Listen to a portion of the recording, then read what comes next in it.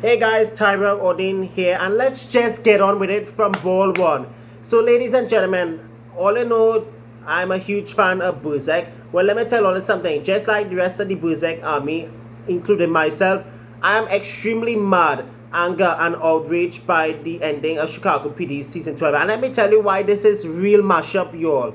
Something you have never seen from me before, where all the smoke and fire just come out of my head. This is the one time where you all will see me getting on really mad. So last night was the season 12 finale of Chicago PD, which was supposed to be all about the Berserk wedding. Turned out to be all about Voight attempting not only to save the intelligence unit, but to take down Deputy Chief Reed. In the season 12 finale's episode plot, Ruzek and Burgess' wedding day arrives. Chapman grows closer to Voight, and Torres faces the emotional fallout of his actions. And we're gonna get straight to the point. So you all remember in the last episode, in the ending, Dante Torres was arrested for dating a CI in Gloria Perez in earlier episodes, mainly from back in season 11 into earlier 12. And Kim Burgess, Detective Kim Burgess, was suspended for covering it all up. And at the end of the episode, the worst thing out of all was the intelligence unit being disbanded by Deputy Chief Reed. So I want to get straight to the wedding point because I don't want to go through Reed and Voight, because the part that I want to talk about has me so mad and so enraged and flooded right now. So plenty of us Berserk fans are still upset from last night by the ending, and furthermore, we're disappointed with showrunner Gwen Segan. Normally I don't be disappointed with her, but they sell us out, just like how we sold out the CPL final in 2023 by underperforming, and also how we were robbed in last year's CPL playoff. I will not talk about that again because I still have trauma from that.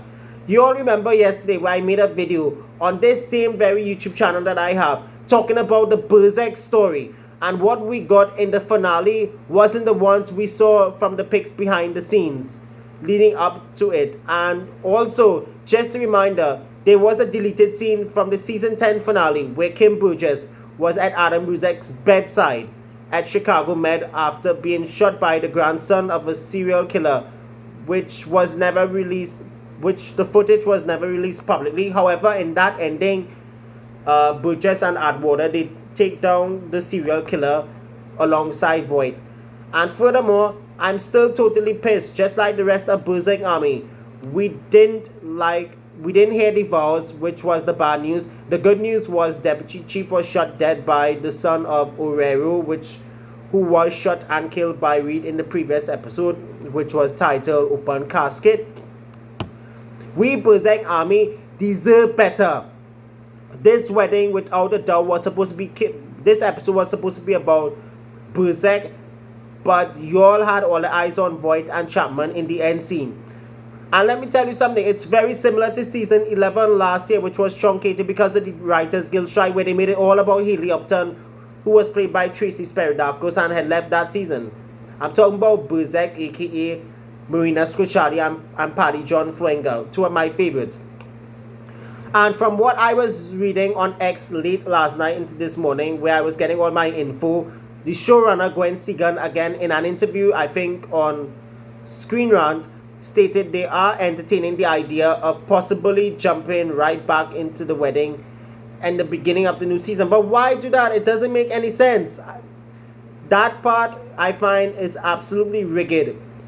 Furthermore, let me also add, there's already talk about time jumping again. What Segan said in that interview had me real pissed. Why jump back to something that happened in the finale, in the premiere? And furthermore, I simply do not like time jumping. And let me tell you why. Even though there's already talk about time jumping from the season 12 finale to the season 13 premiere, which brings me back to another question.